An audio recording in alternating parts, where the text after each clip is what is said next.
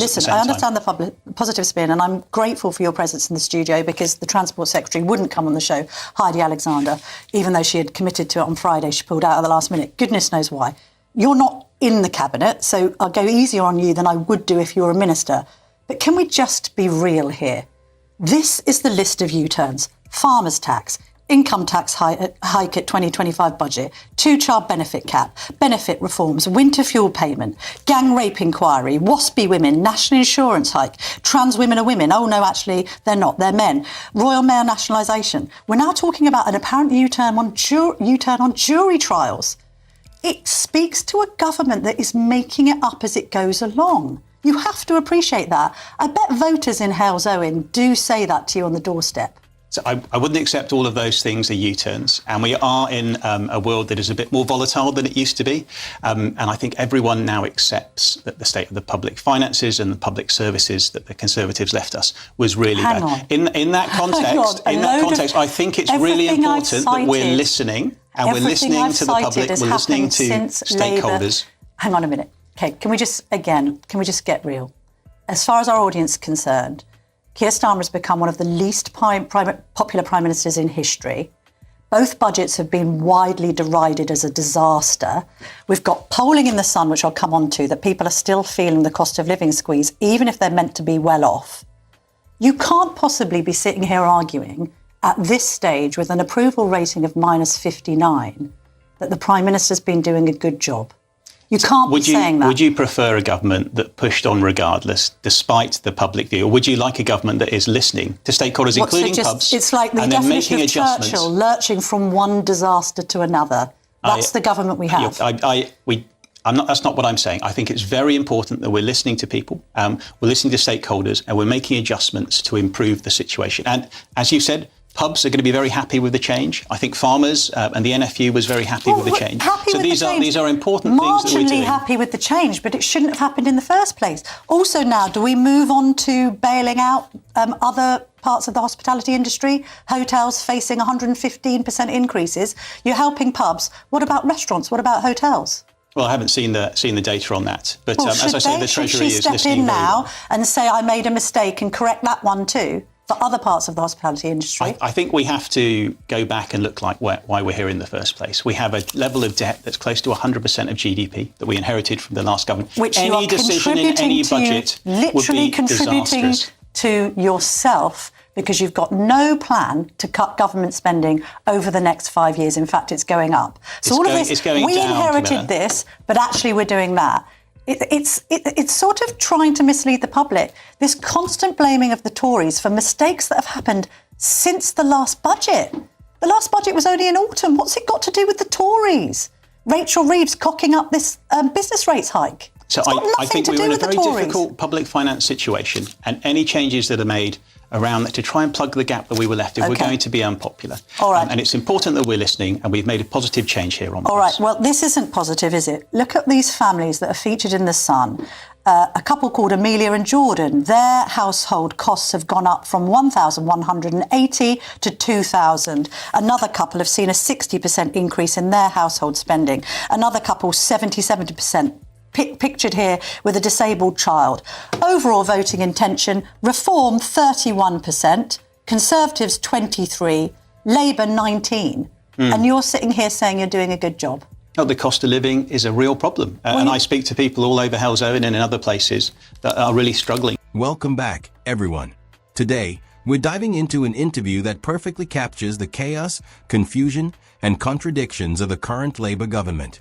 The scenes we saw aren't just isolated incidents. They reveal a bigger picture of a party struggling to hold onto control, credibility, and public trust. First, let's talk about presence, or rather, the lack of it. The Transport Secretary, Heidi Alexander, committed to coming on this show on Friday, but pulled out at the last minute. Nobody knows why. Maybe she couldn't face the tough questions, or perhaps she feared exposure. Either way, it's a government that increasingly seems unable or unwilling to defend its policies publicly. That leaves backbenchers and junior ministers to take the heat, and today, Alex Bollinger was in the hot seat. Now, let's look at the elephant in the room, the sheer number of U-turns this government has made. And when I say U-turns, I mean a dizzying, almost laughable sequence: farmers' tax, the income tax hike at the 2025 budget, the two-child benefit cap, multiple benefit reforms, winter fuel payments, the gang rape inquiry, waspy women, national insurance hikes, and the ongoing saga of gender identity debates. From trans women are women to actually, they are men, and royal male nationalization. Now, even jury trials are being reconsidered. What does this tell you? It tells you that policy isn't being driven by long-term planning or evidence. It's being driven by improvisation. Decisions appear reactive, piecemeal, and sometimes downright contradictory. The public sees this. Voters in Halesowen and across the country notice that promises are ephemeral, that rules shift overnight, and that policies can flip depending on political pressure. And yet, when confronted, ministers lean on a familiar mantra: we are listening. We are responding to stakeholders. We are making adjustments. Yes, some changes are welcome, such as relief for pubs or adjustments for farmers, but the key point here is that many of these issues shouldn't have existed in the first place. This is damage control masquerading as governance. Let's talk hospitality as a clear example. Pubs receive support, well done, but hotels face energy bills skyrocketing by over 115%, and restaurants are struggling under similar pressures. The government's approach is reactive rather than proactive, selective rather than consistent. This leaves businesses across the board frustrated and feeling overlooked. Citizens see the inconsistency and naturally question competence. And the financial backdrop cannot be ignored. Labour inherited debt close to 100% of GDP from the previous Conservative government, a substantial burden. But critics argue that the current administration has no clear plan to reduce government spending over the next 5 years. In fact, projections show expenditure increasing. Yet messaging consistently blames past administrations, especially for recent issues such as business rates or cost of living pressures, despite these being very recent developments under Labour itself. Polling paints an equally stark picture. Reform is at 31%, Conservatives at 23%, and Labour languishes at 19%. These numbers aren't just concerning, they are catastrophic. They indicate a disconnect between the government and the public, a growing perception that Labour is out of touch, and that citizens' lived experiences, particularly regarding rising household costs, are being ignored. Let's not forget the human impact. Families featured in media reports are struggling. One household has seen costs rise from £1,180 to £2,000 a month. Another faces a 60% increase. Yet another family with a disabled child is coping with a 70% rise in household spending. These are not abstract numbers. They are real people, feeling real pressure, and their voices reflect the lived reality behind every U-turn and adjustment. And yet, ministers continue to rely on phrases like progress is being made, things are moving in the right direction, or light at the end of the tunnel. Words are not enough. Citizens need concrete evidence, measurable improvements, clear communication, and policies that make a real difference. Marginal adjustments, no matter how well-intentioned, do not build trust, especially when the public sees repeated U-turns on fundamental issues. Next, let's turn to democracy itself. In several areas, local elections are being postponed due to council mergers. This isn't a minor procedural issue. It's an attempt to manage electoral outcomes under pressure. By delaying elections, Labour avoids potentially devastating losses to Reform UK and Conservative candidates. The optics are stark, governance being influenced by electoral self-interest rather than democratic principle. Citizens' right to vote should not be contingent on political convenience. The discussion also touched on foreign policy, particularly Iran. When protesters in Iran take to the streets against an oppressive regime and Donald Trump offers support, the response from Labour backbenchers is cautious to the point of indecision. The moral clarity is lost in political caution. Iranian women are risking their lives to resist an extremist regime, yet Labour's hesitancy signals fear of domestic criticism rather than commitment to international justice. So, what does all of this tell us? 3 things stand out: U-turns and reactive governance.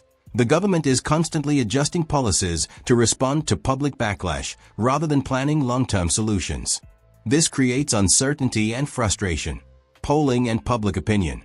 Citizens are responding to incompetence and inconsistency.